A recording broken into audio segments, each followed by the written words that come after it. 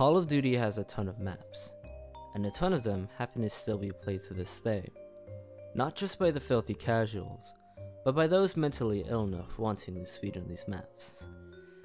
All of these maps all hold a varying amount of luck or RNG, and yet somehow, Moon seems to hold the title of the most RNG map. Whether or not that's a good thing is up to you.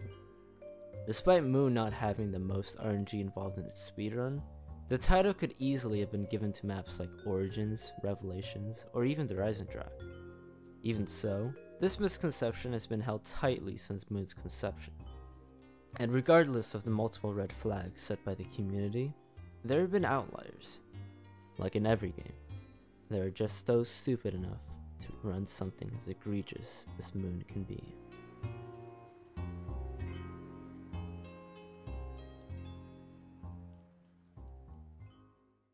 After talking about how pretty much every map was, in a way, broken, not just in the sense of the map simply failing to work, or the Easter egg bugging, boy, would Die Rise win that title.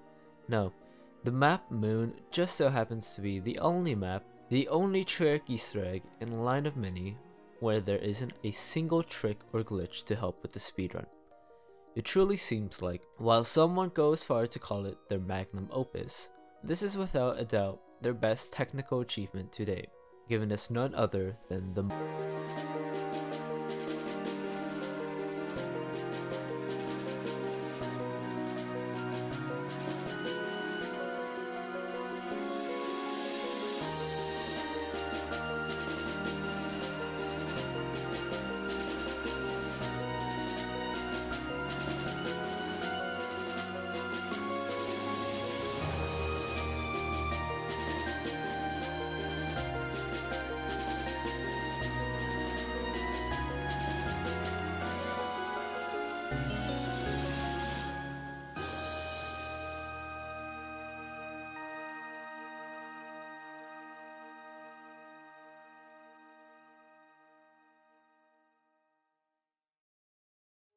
Moon, one of the most controversial maps in all of Call of Duty Zombies, has been a subject of debate since the early days of the franchise. Initially released on August 23rd, 2011, as the final DLC pack for the first Black Ops game, it was considered to be a buggy mess with an old system that was foreign to players. A system that players just could not get used to. This system was the anti-gravity system.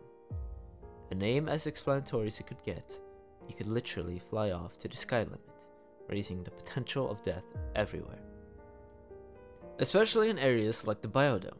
While there is oxygen there before the breach, there are jump pads in the entrances which could very much even kill veterans who aren't paying attention. However, in spite of all of its flaws, most of the community still held this map close in their arms. That was all in part due to its earth-shattering Easter egg. Easter eggs were the main quests within the maps. The reason for the names was due to how it balanced difficulty and entertainment found within solving these Easter eggs. Moon would be the final arc for its first saga, and the overarching story Call of Duty Zombies would forge. This climax would take all the previous maps built upon and form an ending that would inevitably be satisfying. Not all the previous maps had main quests, as they only started on Ascension. Technically, there is if you count this.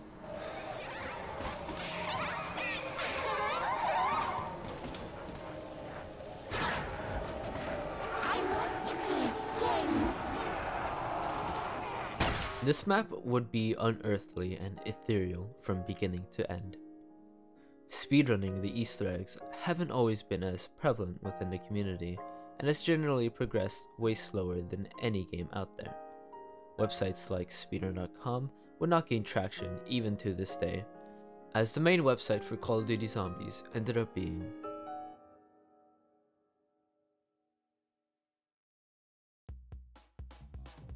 While ZWR isn't regarded as being the best website within the community, as of now it is the biggest one within the community, and one in which people had felt inclined to submit records to. Unfortunately, ZWR had always been biased towards high rounders and round speedrunners, setting precedents which would stand to this day. why do you think the Mega Gobblegum category has 4 specific Gobblegums banned? With the addition of the solo category not being added until the early mid 2018, confirmed with dates dating only as far as 2018, on a map that was released nearly 7 years prior, only further proves this notion. You see, the Easter egg is very simple, with it only really having 4 steps. But throughout the run, you need 2 things from the RNG gods: the wave gun, or zap guns, and something I'll talk about later. Step 1 is Samantha Says. Samantha Says is a play on the game Simon Says, where you're going to want to hit the color which shows up on the screen in the order it does. This only goes on for 6 times, and then you're done. Step 2 is hacker step. The hacker step is where you need to get your hands on the hacker, which could spawn in either of these tables which have these yellow cards on them. One of them will have a bulky brown hacker on it. You will then hack one of these 4 panels on the wall, find 4 green terminals and hack them. After finishing, you must click on all 4 of the panels you hacked initially in a consecutive manner. Step 3 is guiding the ball. You must wait for an excavator to go down, Excavator Pi in particular. Reason being, in Tunnel 6, there is a ball you must guide all the way to the pyramid over at the power room. At the halfway point, you're going to need to hit the ball, which will get stuck on the satellite above spawn. Step 4 is filling the canister. You need at least 25 souls to enter the canister in order to fill it to the brim. When done, you'll be able to flip the lever to the left, and then you'll get a 90-second death machine. The pyramid would also reveal what's inside, finishing off the Easter. Let's travel to 2018, where the first recorded time is found, a time of 8:30:57.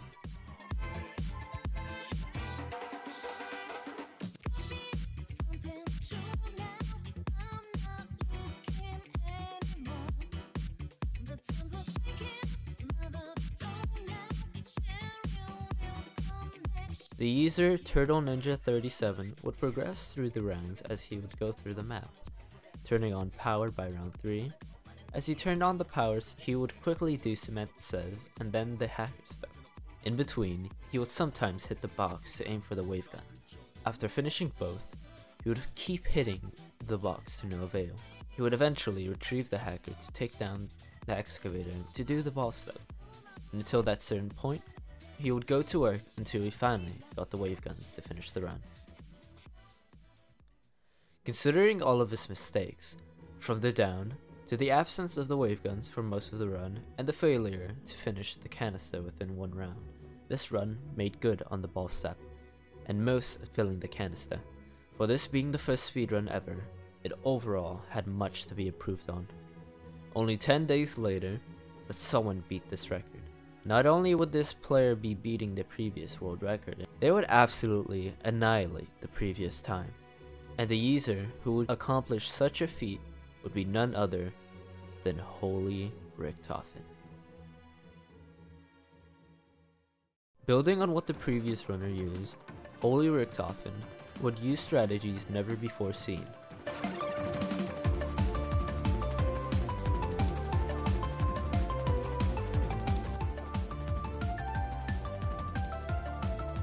Instead of teleporting away when the cage lifted, they would stay and just get enough points to get to the power room. After arming themselves with a box hip, they would quickly do Samantha Says, then they would get Excavator Pi running by round 3. After completing Samantha Says, he would then run over to spawn to get rid of the excavator. They would rush through the hacker step as quickly as possible. Before leaving, he would grab the wire for some odd reason, which is strange because it is needed to power up the Vril device in the full co-op main quest, not the solo one. After some time, they would get the wave gun and go on to finish filling the canister in only 1 round. All of that totaled them a 16:06.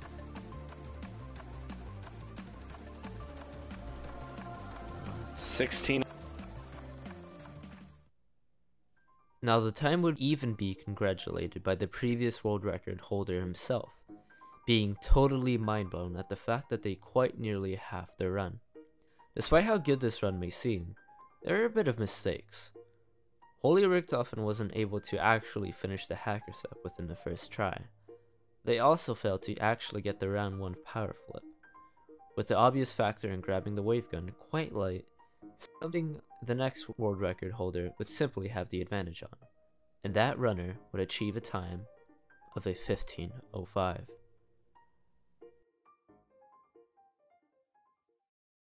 This runner, whose name I refuse to pronounce, would actually manage to get even more points than Holy Richtofen. This runner would actually do Samantha Says in a relatively fast amount of time, and they would finish the hacker step within the first attempt. Not only that, but they would also get the wave guns way faster than any of the previous runners, which would prove to save them a great amount of time. I wasn't able to pinpoint on whenever this runner actually got the excavator running, because they were playing generic YouTube song number 25. What the hell? Nonetheless, I think they got it on round 6, because that's when they started to move around, but who knows, it could have been on round 5. With all this, they would take the ball to the pyramid and finish filling up the canister in a relatively short amount of time. Now, Holy Richtofen actually saw this time and would initially begin to run this back, but would give up from the luck needed to beat the run.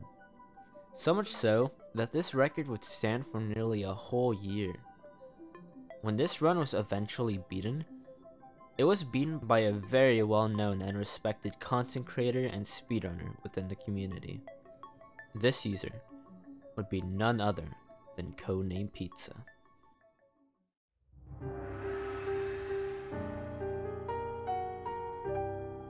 Not too many people actually know about this, but turning on the power actually constitutes on when your first excavator would drop. Now, it wouldn't be guaranteed to be excavator pie every time, but it will at least guarantee you an excavator by at least round 5, making the resets not as bad as you would initially think, only having to go for excavator pie and the wave gun. Now, clearly Pizza knew about this fact, going for the round 1 power. He will then scramble to finish Samantha Says as soon as possible to get that out of the way. He will then go and try to progress through the rounds as fast as possible, and while he did get a round 5 excavator, he would still be about a minute faster than the previous runner.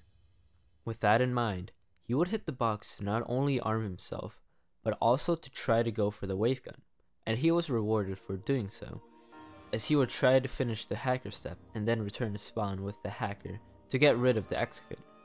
Without any waiting, he would push the ball around until it would go to the pyramid, finishing the canister step and unleashing Sam. With the knowledge of the first excavator being more or less round-based and calculated at that fact, this new runner would go on to later be known as a legendary speedrunner. Even back then, they were all still getting records like no one's business, belonging to an Ultimate Dream Team. This runner went by the user Ultimate Zenith 1.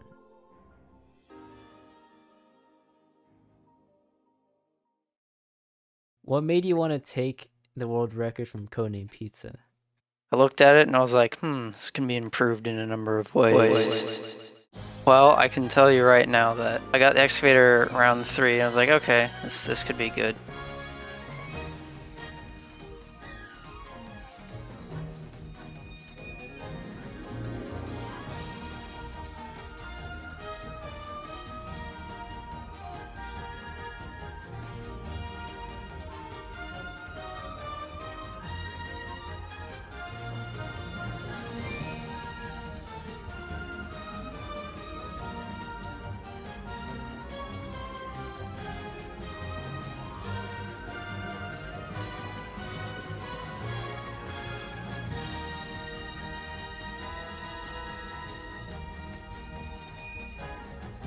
Zenith was ultimate alright.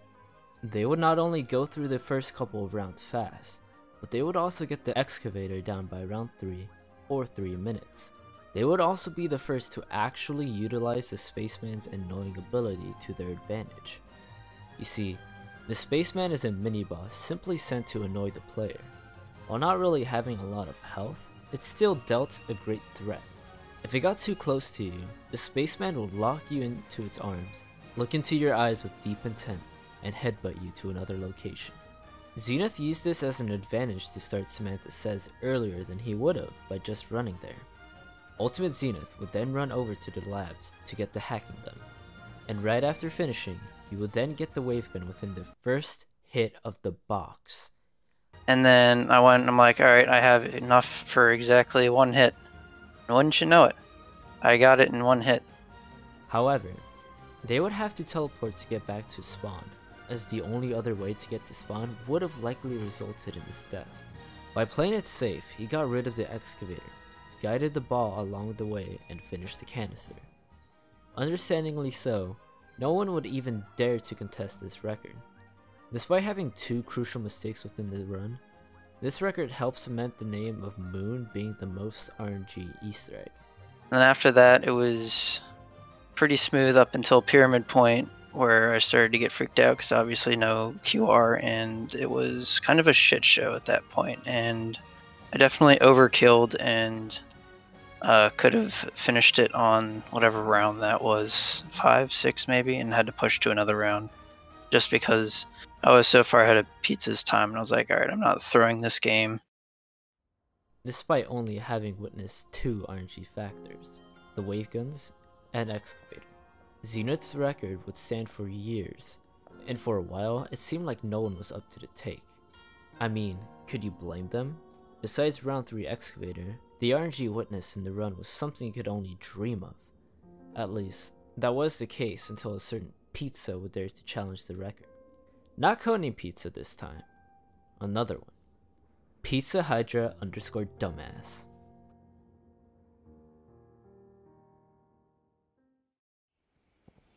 Pizza Hydra started running Moon out of nowhere, right? It was the people who were in the call when he started running were me, Pizza, and Mega. And I was bashing Pizza. I was like, dude, Zenith's run is perfect, okay?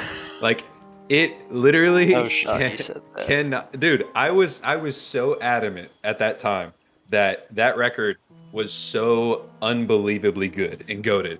And the only reason I thought that was because, you know, first hit wave gun. And it was like, I was so narrow-minded back then. So Pizza was like so adamant to me. The same way that you've been adamant to me now, I pushed him. And so basically he started running it and randomly raided him one day. And he was watching my streams as well because I started running at the same time as Pizza. So Hugh would hop into our calls or hop into our chats and whatever and kind of watch us play Moon. And he just started thinking about it, and basically through Pizza wanting to push the record, Huth caught wind of it, which then made it jump into calls with us to push it further. So that's a little bit of backstory to how the record started to get pushed again. It was Pizza Hydra's random will to go and start running Moon.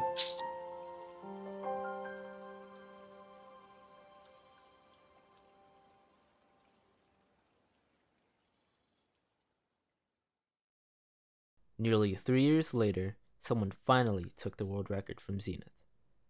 This would be the start of none other than the Swedish Revolution. Before the Swedish runner began to run Moon, they found a trick that would truly give meaning to the Swedish Revolution. While the origin of the trick can't be pinpointed to a specific date and time, it is thought to have been used for years by the BO1 Highrounders. This trick was given the name Game Over Reset. The name is as explanatory as it can get. Keep in mind, this trick only works like this on solo. Instead of clicking restart level on console or faster starting and map restarting on PC, you game over and let the cutscene play all the way. Now, instead of bringing you to the main menu like in the future installments of the COD series, the game thinks that you're still in the same seed given for that game, and thus bring you straight back into another game. This would lock your box location and lock your weapon power-up rotation. While the zombie spawns are made to always be random within the code, the box location and power-up rotations are given a set seed every game. This doesn't mean that the box will give you the same item every game, but it will spawn in the same place every game. If it wasn't for this trick being found by this certain runner, they would not have even begun to think about running Moon. This runner would be none other than Huth. What made you want to pursue BO1 Moon, and why not BO3? The reason I started playing it is because I watched Game Like a Dylan play it, and that actually was like that thing that made me interested in it. But initially I wouldn't want to play it if you had to restart for like the box location and everything. When we figured out that you can set your drops and the first box location, like the amount of RNG decreased a lot. And so that's kind of why I decided to give it a shot. While the previous runs came across as mostly chaotic and a freeform type of run, Huth managed to give the run a structure. He would do as the previous runs did, and he would actually manage to gain a substantial amount of points. Using those points, Huth would not only get around 1 power, he would progress through the rounds in Tunnel 11, keeping this door closed. By doing that, he would ensure the zombies only spawn in 2 spots. By manipulating the spawns like this, Huth would be able to progress through the rounds faster than anyone before. That's pie. After the excavator got called down, Huth would start to hit the box for the wave gun, and would actually obtain the weapon within 4 spins. As soon as he did, he would use the wave gun to actually propel himself to Sartimentus as early. After finishing the game, Huth would complete the hacker step in record time. Oh my god, I can just run back. I'm fast enough for it. Don't even need a TP. Jesus Christ. After which, he would quickly go over to spawn, with the hacker in tow, to hack the excavator out of the tunnel. Holy shit, I'm gonna insta-hack this. What the fuck? He would go to finish the Easter egg, only ever so slightly improving on bits from before. Overall, this game would be impeccable. The only big mistake was the fact that Huth had to wait for the excavator. For both occasions, he not only had a round 5 excavator, but he had to wait for the excavator to actually land, due to how fast Huth would complete the steps. All in all, whoever was going for this record would only need to replicate the same skill in RNG or surpass it. So, one of his Swedish comrades would do both. It's WR by like 10 seconds. No sub 12 though. GG's. GG's. I think that was the first time I like got the wave gun in a reasonable amount of time. So I was just like, looking forward to getting a time where like, you had the wave gun on time. So that was the first run I was somewhat happy with completing, I guess. Now, I've heard from people that they said that BO1 Moon was actually... They said you uploaded a BO1 Moon run before. What, before that run? Yes, like way back. Yeah. Why did you start running Moon then? Oh, because I had a PB on every BO3 version of Moon, like Classics, No Gum. I even had Classics for like 2 weeks, I think. And I just wanted to get a good, like a decent time on BO1, so I would be on all of them. Why did you want to start running BO1 Moon? So it's just looked beatable for someone like me. So I just, like, unlike Call of the Dead, Call of the Dead is a pain in the ass to play. Moon is just, you need to get the saps.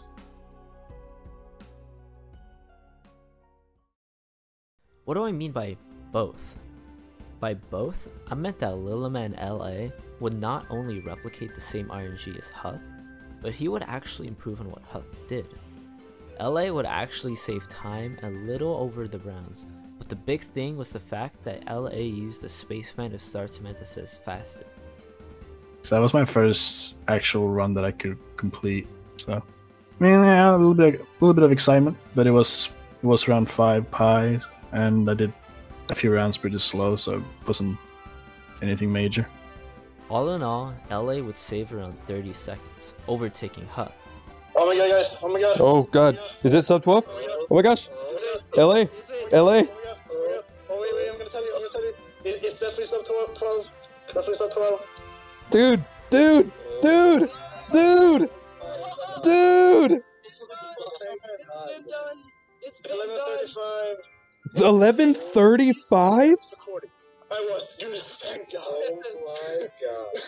my God. Dude, let's go, LA! That is insane! That's insane! That's round 5 pi. Oh my god. That's insane, LA! Good job, bro! I finally have a new solo again after 2 years. Oh my gosh, dude! Someone did it! Someone did it! It's about time, dude. It's about damn time. Dylan, you told Hughes that you would miss someone get the record. But Huth was different. Unlike all the previous runners, Huth wouldn't simply give up the record. No. Huth would actually strike back.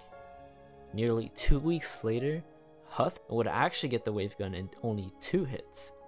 Oof. These 2 factors, along with the wave gun dashes, Huth would obtain the first sub 11 for the run. Oh my god, this might be a 10.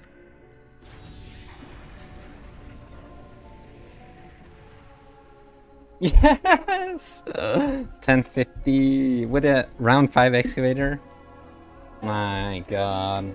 That is so sick. That is so sick.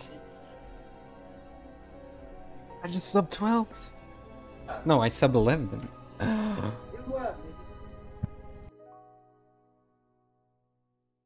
Right, I remember. So I got the round 5 excavator, and then I got the wave guns. I was just really focused. Like as soon as I got the wave guns, I knew I had everything to complete it because I had good points as well. Once I got the wave gun out of the box, I just I was really focused and just made sure I finished it out. How? Using game over resets to their advantage, the runner would then have to obtain a round 1 excavator, along with the nuke power-up being the first in the rotation. The first zombie killed outside a barrier is always set to spawn a power-up after killing a no man's land.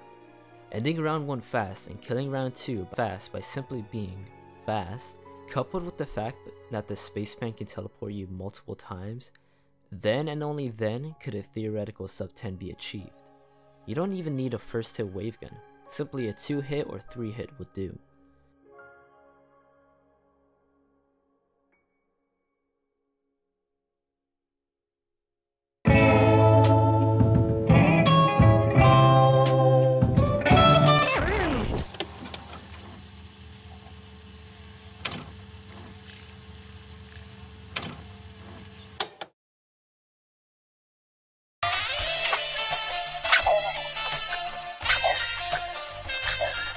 Watch your calories. Don't you tell me how many calories I need, bitch!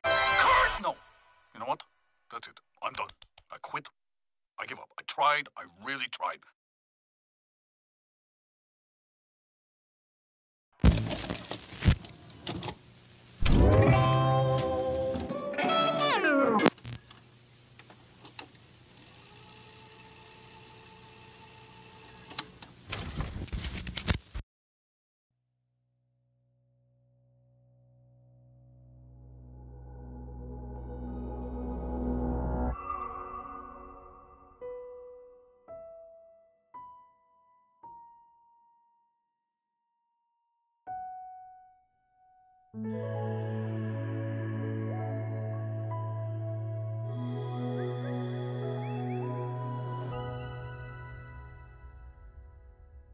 May 16th, 2017.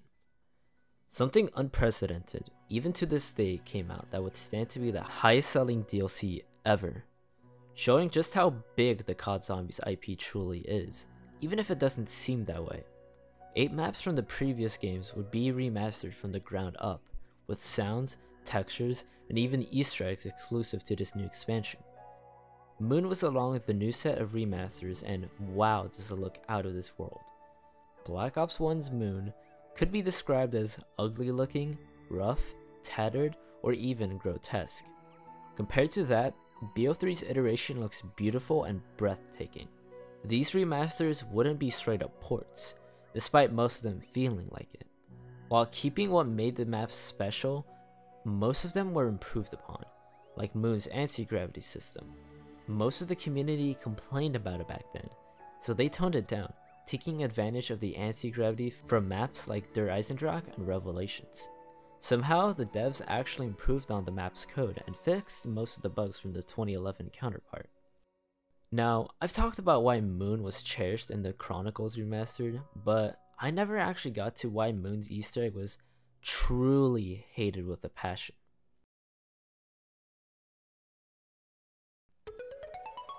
BO3 speedrun is a little different. It essentially lets solo players actually complete the entire Easter egg, aka the co-op version I mentioned back in the BO1 section, which sounds good on paper but in practice is the worst thing ever.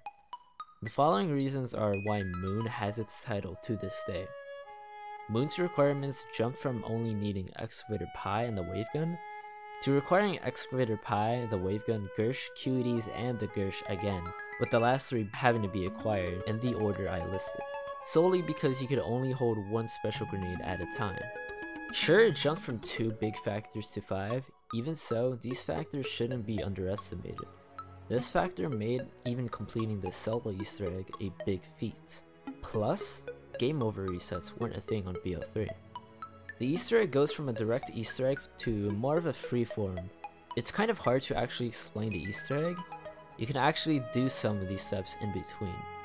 You still have to do the Samantha Says and Hacker step in that order, but you can do stuff for the other steps at the same time. There is a wire which is advised to get during the Hacker step because it's in the same area, however it's not required to get it during the Hacker step.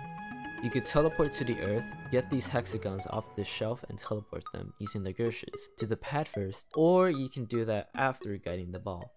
After both of these, or before guiding the ball, you can start the terminal step by throwing a QED at the hexagons you teleported earlier from earth. It all converges when filling the canisters. You have to do all previous steps before filling the 4 canisters, which rise from completing the first canister and charging up the goldenrod from the terminal step. When filling all the canisters up, you must place the goldenrod in the pyramid, and you will then switch souls with Samantha, a little girl. After switching souls, you must throw a QED at the ball, teleporting it to the terminals you did Samantha Says on. You'll have to go back to spawn, and you must complete a Samantha Says sequence. You'll also need a Gersh, but you can get that before or after. It's generally been up to the player choice, but once the Gersh has been thrown to the ball, you witness a sequence unlike any before, giving COD Zombies the rambunctious title it has today.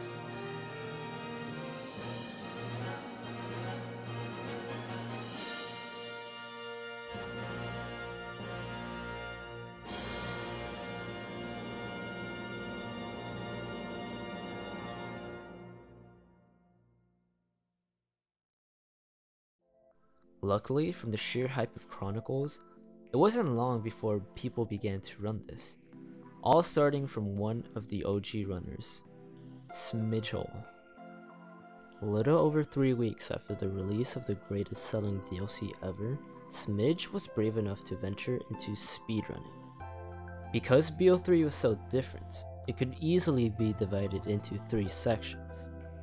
The first being where you get Excavator Pi, Gershes, and or the Wavegun. The second being where you obtain the QEDs and or the Wavegun, if you didn't get in section 1.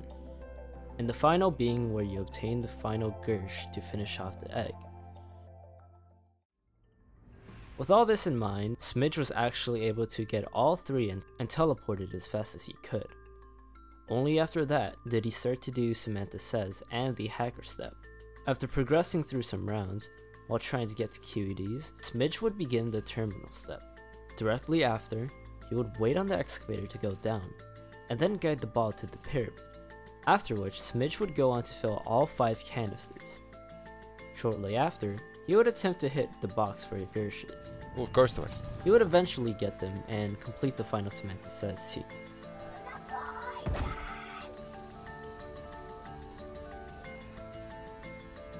What? No! No! Don't do this to me! Oh my god, thank you. Despite Smidge taking forever in getting his final Gersh and getting a late excavator, the run wasn't terrible. Considering the map just released and small mistakes aside, this run wasn't bad by any means. Oh, fucking loud, Jesus Christ. There it is, 3406. I don't know if that's a good time or not, but at least it's a time for now. Hell yeah. Record. Yes, for now. I assume so. I know one guy done 39 minutes, and Mass done 40 minutes or something. And yeah. I don't know if someone beat this yet, but at least for now, it's a record to me. About a week and a half would pass before someone else would come to improve upon Smidge's time, and this person would come to be known as Silver Edge 11.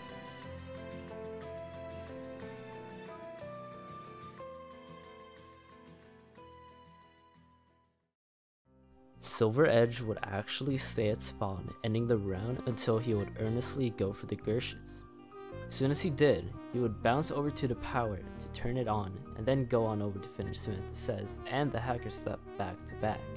Unfortunately, it did take Edge over 3 minutes to get the QEDs, coupled with the fact that it would take them another minute of walking back to spawn, and the fact that it took him even more time to get the wave gun. They were still waiting for the excavator to come down, so it was all bad. They did, however, finish filling the pyramid relatively fast because of the round they were at, and they didn't get a nuke, which would have hindered their progression.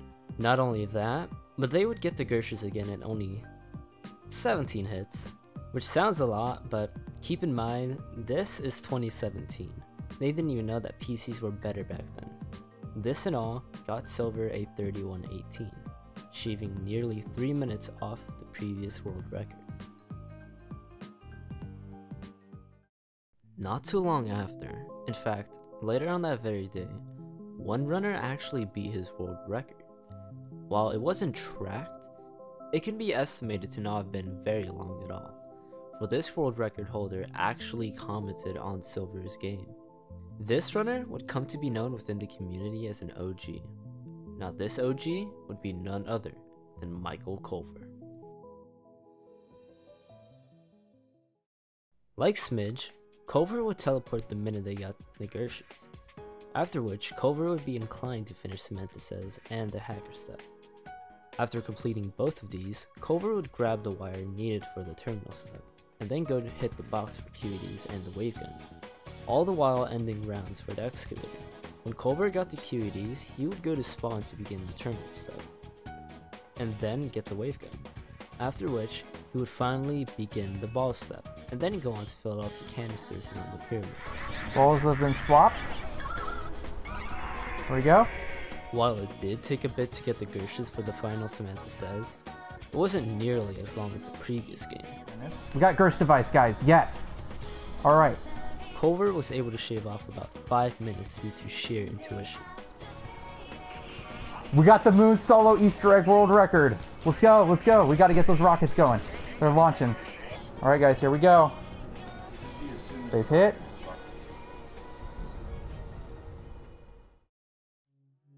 Silver wouldn't take kindly to Michael's comment, so he did what anyone would have done in Silver's position. He took back the world record just to spite Michael. Silver actually had a strategy I'll get into later, which consequently helped Silver beat his record just a day later. Silver was actually able to obtain a round 3 excavator with this newfound strategy. While I'm not too sure whether or not Silver knew about the new strategy, I think he used the same strategy Michael used, but made it better, just to spite him even further. After turning on power, Silver immediately went on to finish Samantha Says. Not only would he get the Gershons, but he would get them faster than anyone before, and actually got the wave gun as well. After returning from Earth, he would hit the box, hoping to get the QEDs while waiting for the excavator. In vain, he waited for the excavator. However, he would make a huge mistake. He forgot to bring the hacker when he teleported to Area 51, wasting a great deal of time. Regardless, he got the QEDs only after escorting the ball to the pyramid. The terminal took even longer to start, as Silver forgot the wire needed to charge the drill device. Silver would then go on to finish the canister step with a mediocre performance. While not terrible, it was far from perfect. Things were looking bleak, until suddenly,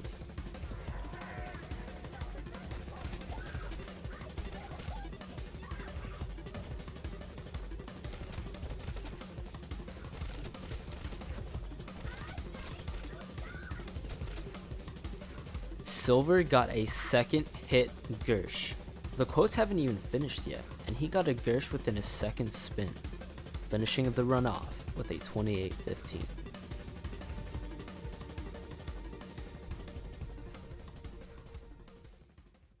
See, when speedrunners in the zombies community feel insulted, they'll go to lengths even further beyond Goku's limits, just to spite the ones who insulted them.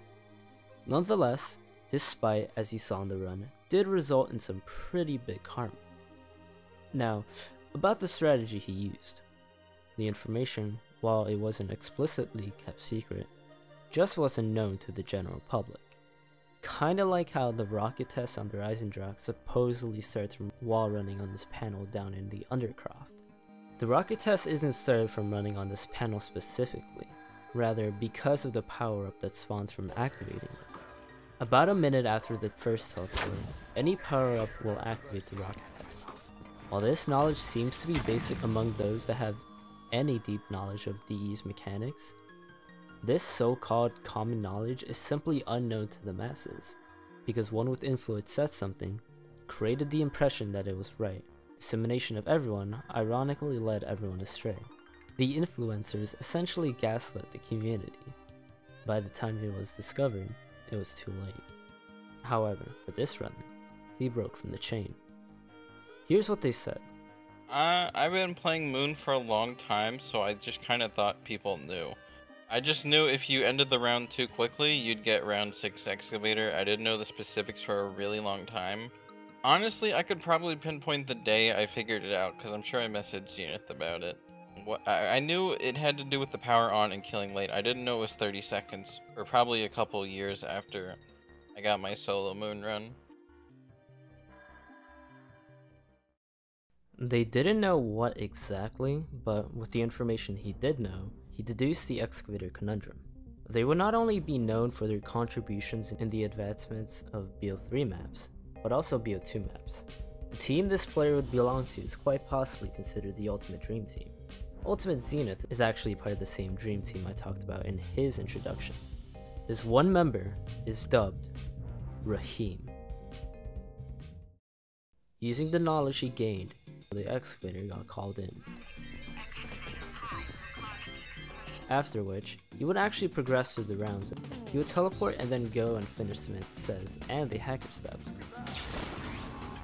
He would grab the wire and then use a Gersh as a fast travel to spawn, which would let him hack the excavator and begin the ball step. He would actually guide the ball all the way to the pyramid, but then would hit the box for QEDs all while filling up the first canister. It took a while, but eventually Raheem was able to get the QEDs to begin the terminal step. After grabbing the charged drill device, Raheem would go back to the pyramid to finish the first canister. He would flip the lever, but would be cautious with the zombies because it seemed like he didn't know the ranges of how far the zombies could be to fill up the canisters. Raheem would actually get the Gershes pretty fast, obtaining them in only 9 spins from the mystery box.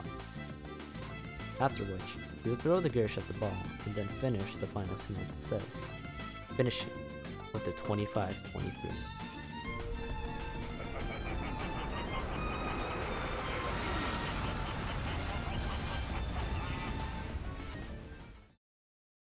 This run was absolutely spectacular, considering it hasn't even been 2 months since the release of this map.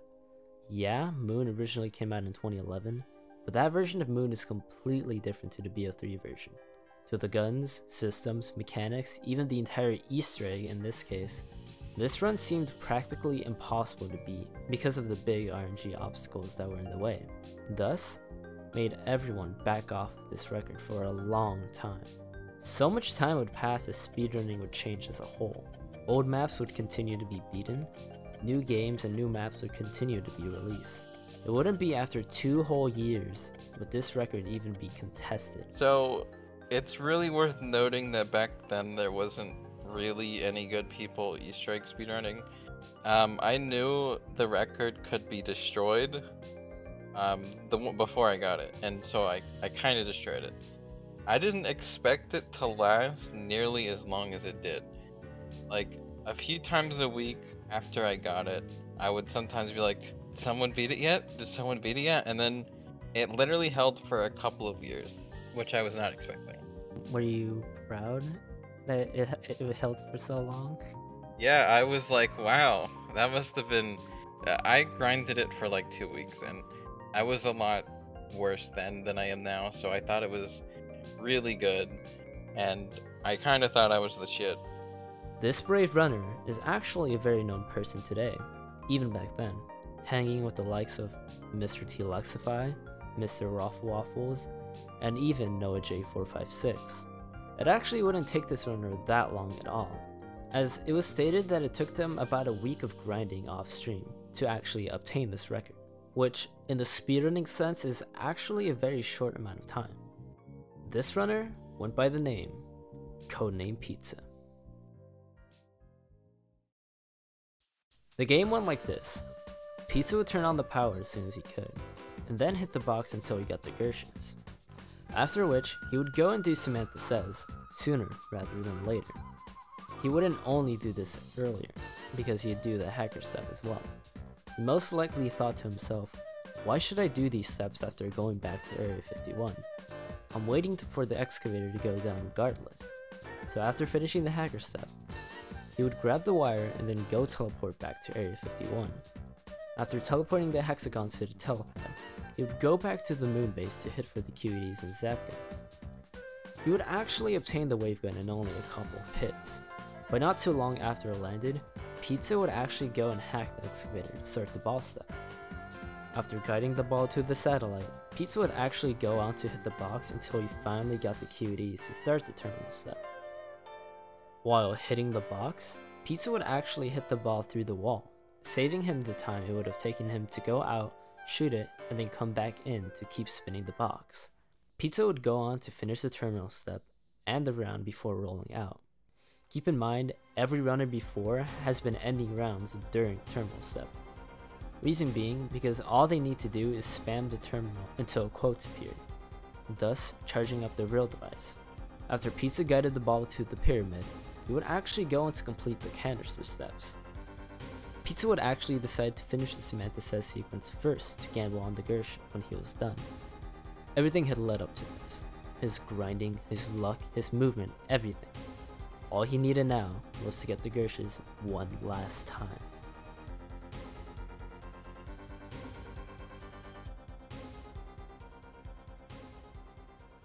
He got it. He actually managed to get the Gershes in one spin. A once immovable record has been pushed, by not just a couple of seconds, but by nearly a whole minute. This record seemed like it had it all. Innovation, luck, movement. This is 2019, before the speedrunning renaissance. Everyone who had watched this was in absolute awe, because no one wanted to compete for what seemed a copious amount of RNG. No one wanted to reset that much, and they were right not to want to. So much time investment would be needed to beat this time, so it lay dormant, until one day someone would come to the challenge. Nearly a whole year would pass until finally someone would come to take the cake. Now this runner had actually obtained the world record sometime earlier, but was taken down during the Purge. The Purge was when there was a bunch of records taken down for no apparent reason. This runner had obtained every single co-op record, and even held the Megas while trying to go for the last solo world records, classics and no-gums. In a fit of rage, this runner would go for the Mega Solo World Record one last time. This runner would be me.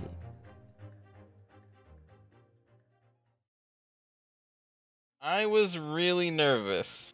It was one that I wanted really bad, because Moon was my favorite map back then.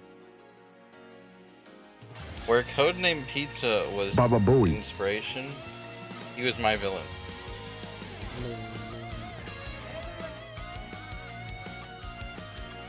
Write this down. Holy fuck, oh my god, I feel so stupid right now. Oh, fuck. Oh my god, I did it! Oh my god.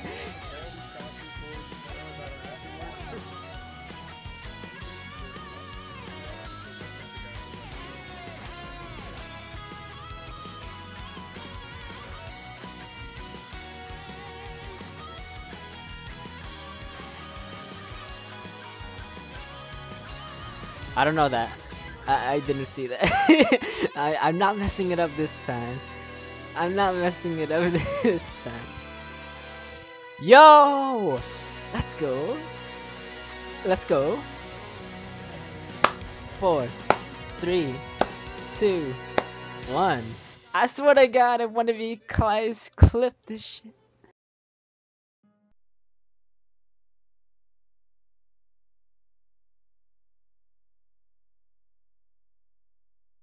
Using what Pizza presented to me, and what I learned from previously running the map, I was able to get the world record not just once, but twice.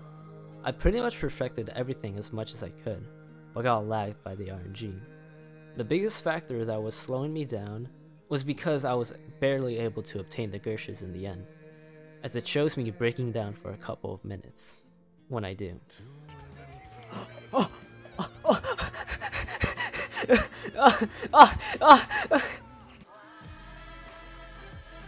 Oh my god, I actually got it! Oh my god, I actually got it! Hypers in the chat. Hypers in the chat. Oh my god. All I had left was to finish the Samantha Says sequence without fail. My mind was racing the entire time. While thinking about the sequence, I was also constantly telling myself not to fail. Silence was all in the chat, not because of suspense, rather because no one was there. The stage was all to myself.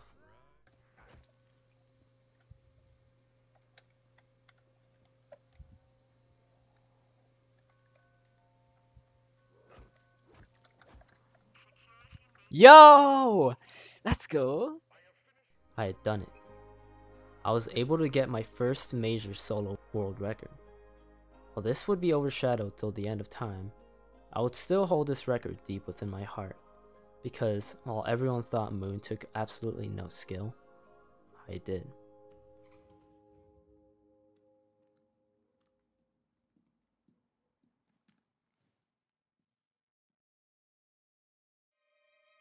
However, there was someone willing to push this record even further. This brave and poor soul came to be known as Game Like a Dylan. Even before I had Moon by the leash, Dylan was running Moon, not constantly, rather on and off. Okay, so the first time that I ever legitimately started to run Moon was in the summer of 2020. It was in the thick of the pandemic, and I was looking for something to do. And I think that's right around the time that Codename Pizza swept the No Gums Classics and Mega records. And that just kind of got me hyped up. I don't know why. Moon was also the map that I was most excited for as a kid, that when it dropped. And so seeing something that seemed attainable, like getting all the records, just made me kind of excited to get into it. For 2 years, Dylan would go through constant resets on the dreaded console, which was inferior in many ways, but one of them being that resets would be way longer, making resets more dreadful than they had to be. So there were times where I did just give up. I mean, life happens, So that played a big part in that, where, I mean, there weren't really times for me to be able to stream. There weren't really times for me to be able to game constantly. In terms of battling the RNG, I kind of felt like that was one of the things that kept me in it. I don't know. Moon is just so RNG heavy that I wanted to just press into that. So I'd say it's more like life got in the way rather than Moon getting in the way. This dedication, though, would soon let him get not just classics or no-gums, but both of these, including any %, which is megas but with all gobblegums and glitches allowed. Eventually, he did switch to PC, which got him the any % time. Now all that was left to claim was the solo Megas Moon world record. He tried and tried, dying, resetting, anything you could think of, he's done it. It wasn't until Chuck made a discovery which would shave off around 30 whole seconds from this speedrun. This was due to a simple language change to the French language. What made me want to come back? Okay, that makes sense. So I did it in summer of 2020, and I was pushing for Twitch affiliate at the time, and Moon was the driving force in that. So I was streaming on Twitch and playing Moon. That was like my brand. If you go to my Twitch channel, twitch.tv/GameLikeADylan, you'll find that all of my emotes, or most of my emotes, most of my channel point redemptions, all are surrounding like speedrunning Moon.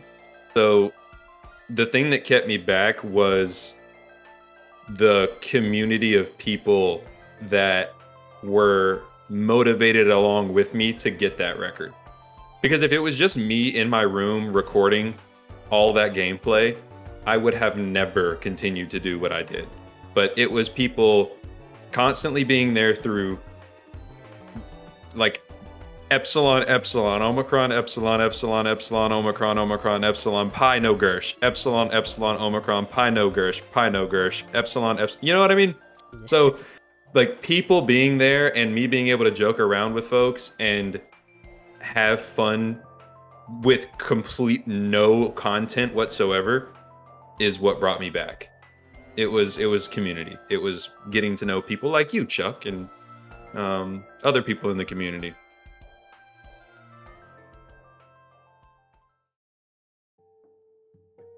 Unfortunately, once again, the French held their claim on COD Zombies. This discovery was built upon the fact that this worked for many games and maps before, Firebase Z, Mob of the Dead, so to think that absolutely none of the BO3 runners implemented the language change to any of their runs was insane. So Dylan got some extra hope. Boosted by the sudden interest from runners such as Chuck, Dylan was filled to the brim. But what many couldn't take into account was just how far someone was willing to go from Moon. For on the eve of the 14th of August, Dylan would do.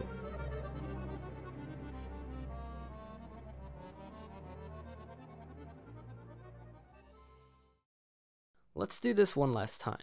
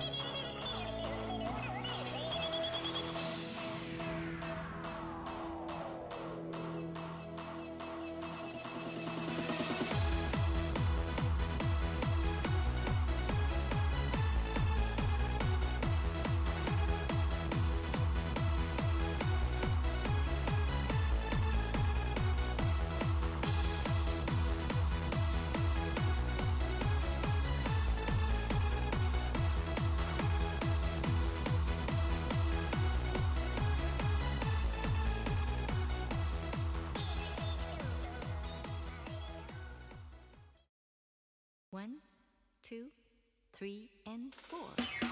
Count what you have now. Don't count what you don't Got me feeling like I'm about to get a run now. I said Noah, hello, bro. This is not world record. I'm not tired of Moon. I don't know if I'll ever get tired of Moon.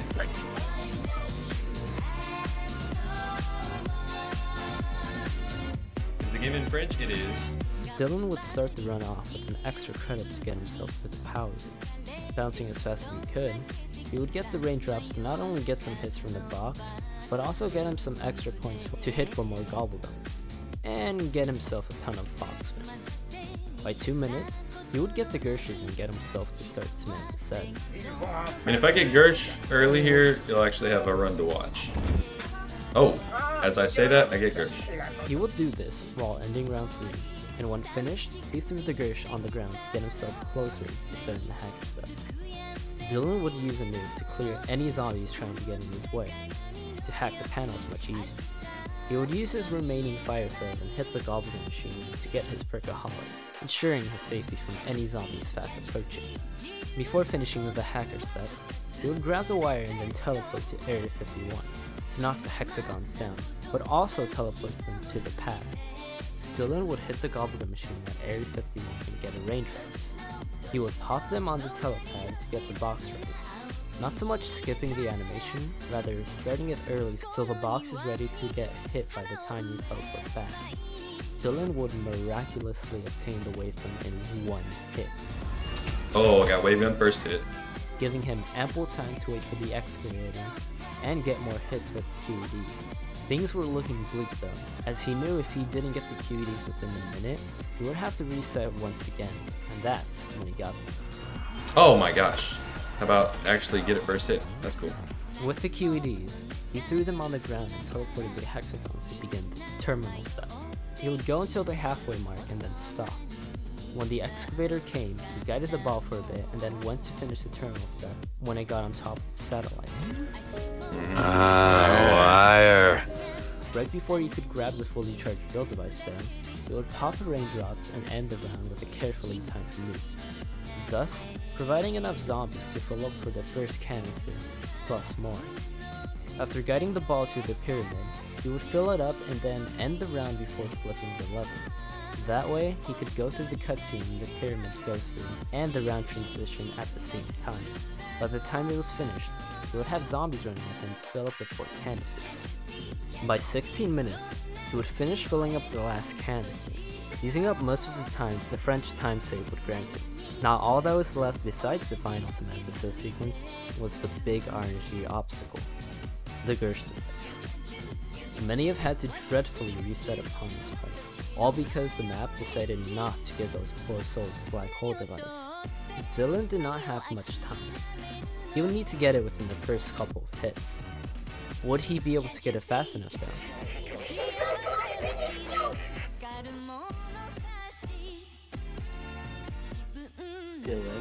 Dylan? Oh my... Dylan? Exco, can you get back in the call, please? Oh my Dylan. I haven't been Exco, are you back? Lee, man. Ow. Yeah, I'm taking my time. I have to get myself. I got it first hit. I got it first oh my God. hit. Okay, I'm saying it out loud as it comes.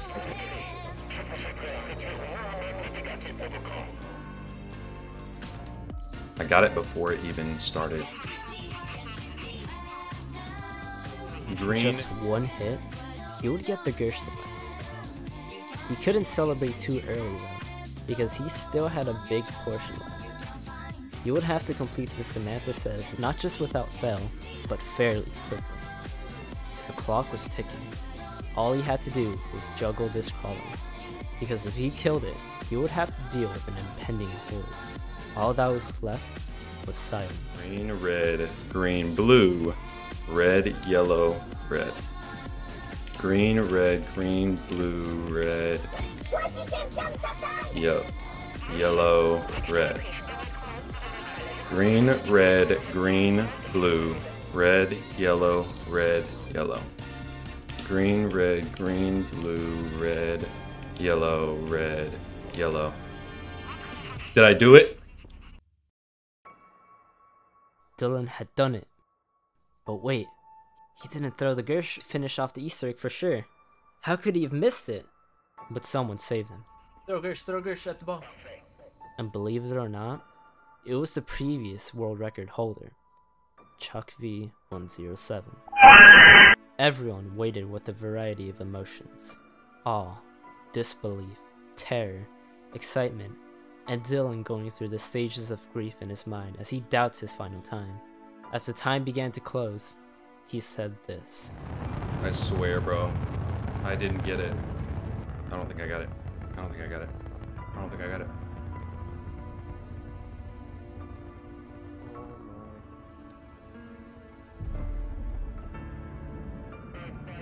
I might have it by like a second. Oh my god. Oh my god. Because he did the 30 seconds Stampat quote, right?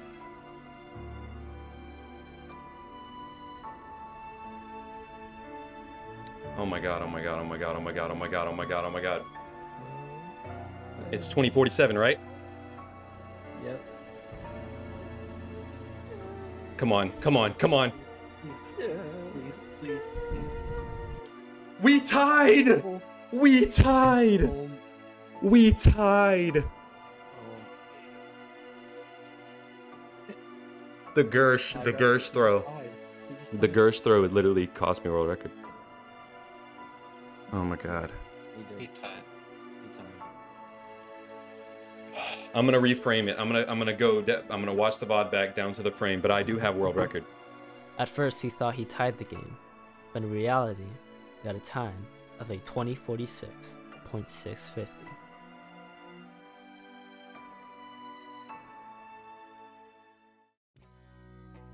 This time was a culmination of hard work and determination, and was most definitely deserved. What some people couldn't believe though was, why did Chuck decide to help Dylan? Someone else did come in to tell Dylan, but it would have been too late. Throw the Gersh, throw the Gersh, throw the Gersh. Oh yes. Chuck could have easily kept his mouth shut and kept the record. Simple. It was good sportsmanship. I was able to see the man grow from a terrible runner to the runner he is now. I helped every now and then because I saw something in him. The fact that he was willing to run Moon on console just made me see something in him that's just not in others.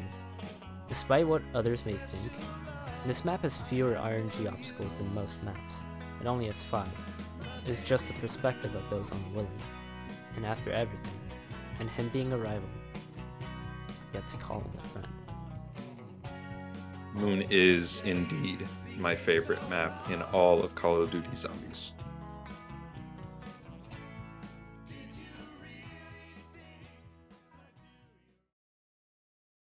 Moon. Among all the maps, this is quite possibly one of the most mixed received maps of all time. People have been clueless as to the gravity of Moon's situation. The world record stands as they do. Moon BO1 with a 1050, and Moon BO3 with a 2046. This map has come a long way. Despite the very few willing to push it, the future is still bright. A sub 20 is most definitely on BO3 Moon's way, and as players get used to BO1 Moon, the sub 10 is more than fast approaching. While it's uncertain whether or not people want to speedrun this map, what is certain is that for one, Moon isn't for the weak-hearted. It's for those truly dedicated to the cause. I just hope this video helped clear any of the misconceptions for what's quite possibly the most misunderstood speedrun. Thanks for watching.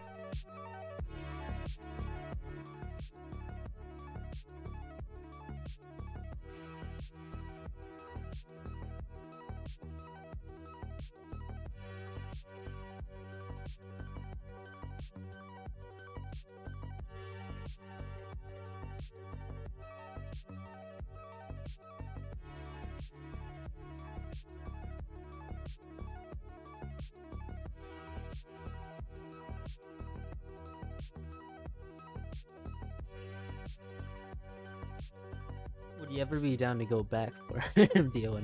No, screw that shit. That and Call of the Dead were probably the only times I ever did solo speedruns. I'm like, this is just not fun. I don't enjoy doing solo speedruns. That was the last time I ever really did anything serious.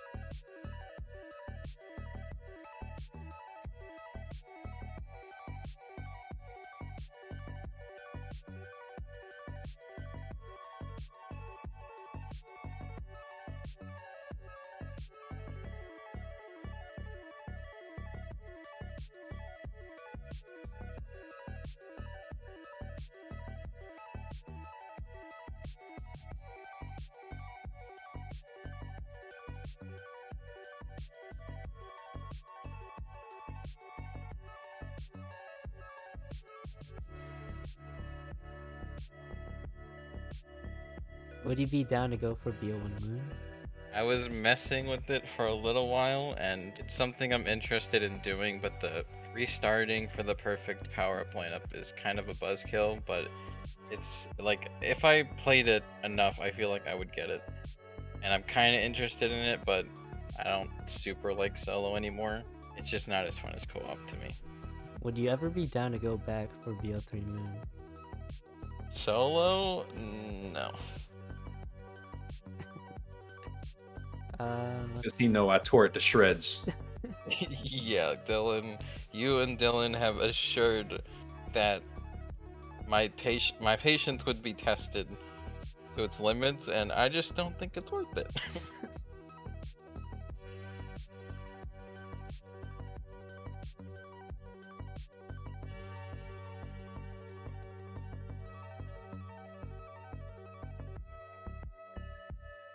At what point did you think you were going to get all the world records? The moment I got no gums is when I knew I would do it.